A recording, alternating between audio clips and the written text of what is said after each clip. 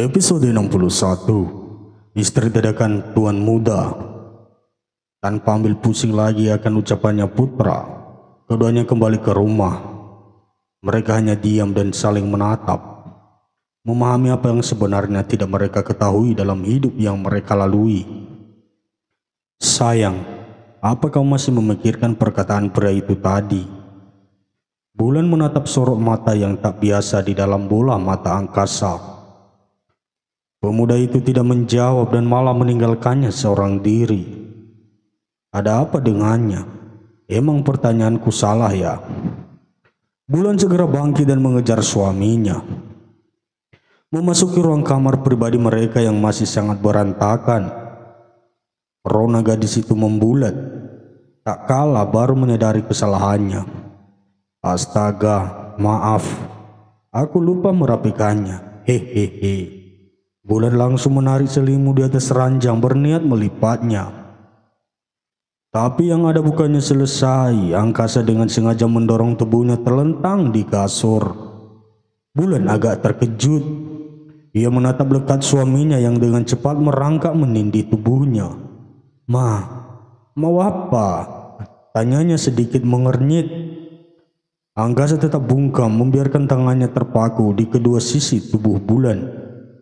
Sayang, kenapa? Kok aku merasa kamu aneh sih? Tanya Bulan lagi sedikit takut. Tak biasanya Angkasa bersikap demikian saat bersamanya. Angkasa mendekatkan mulutnya ke telinga Bulan. Ia rupanya tengah membisikkan sesuatu yang membuat Bulan tertawa. Apa lagi? Haruskah sekarang? Suaranya terdengar lepas.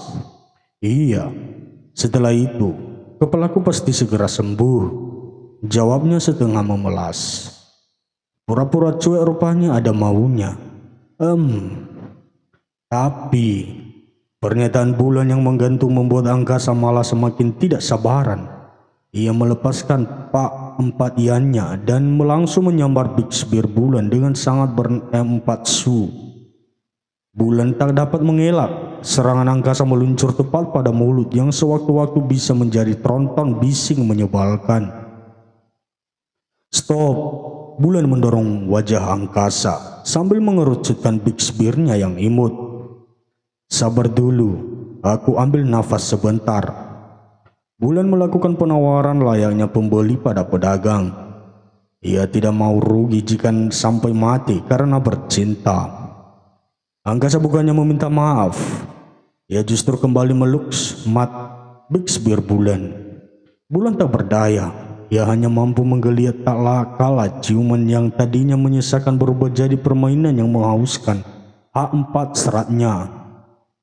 Angkasa terus memangutnya tanpa jeda sedangkan tangannya menyelusup masuk ke baju Bulan, memainkan tangannya di 2XX. Kenyal yang menantang. Bersama dengan rakat yang memuncak diiringi terdengarnya suara hujan yang turun gemericik di atas atap. Bulan mensatu kemati setiap sentuhan yang diberikan oleh pemuda yang dianggap suaminya itu. Buhnya seakan melayang-layang mendambakan sensasi yang lebih dari sekedar belayan. Meski sebenarnya mereka sendiri terjerat dalam jurang kenistaan. Siapa yang akan mengutuk mereka? Dan bagaimana bisa mereka dipersalahkan?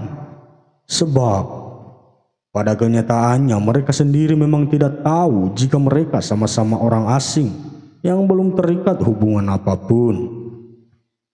Angkasa dan Bulan hanya meyakini jika mereka sudah menikah dan berhak menikmati keindahannya surga dunia layaknya sebagai pasangan suami istri. Apapun dianggap bebas. Karena mereka merasa jika itu sesuatu yang benar adanya. Beberapa tahap perjalanan mereka lalui, bahkan suara napas keduanya saling bersautan. Lelah sudah pasti, tapi mengalahkan kenikmatan yang muncul dalam setiap otot dan saraf di XX mereka. Angkasa puas dan menjatuhkan dirinya di atas teh. Bulan sampai miliknya mengendur. Makasih sayang. Aku akan selalu ketagihan dengan ini. Desis Angkasa lagi. Keduanya melempar senyum sejenak lalu membersihkan diri bersama-sama. Setelah berganti pakaian, angkasa yang melihat jam manis sore merasa lapar. Ia yang melihat istrinya tengah sibuk mengganti spray pun membiarkannya. Angkasa memeriksa makanan di dapur. Semua bahan yang ia temukan segera dimasak olehnya. Baru saja selesai dari pergulatan panjang di dapur, Angkasa berinisiatif menyajikan semua hasil masakannya di meja. Tak lama setelah itu, bel rumahnya terdengar berbunyi. Sebenarnya Angkasa malas keluar, apalagi cuacanya begitu dingin. Angkasa menerpa cukup besar hingga seluruh dahan bergoyang dibuatnya. Angkasa menghentikan aktivitasnya dan memutuskan membuka pintu lebih dulu. Ia langsung membelalakan bola matanya saat mengetahui siapa yang telah datang. "Ayah, ibu, bukankah tadi bilangnya pulang besok?" "Angkasa, bagaimana keadaanmu di rumah?" Angkasa belum menjawab dan langsung memeluk kedua dengan sangat senang. Mereka tidak datang sendiri, ada sepupu perempuannya dan juga Fatan. "Baiklah, ya, tapi kok Fatan sama kalian?" tanya Angkasa heran.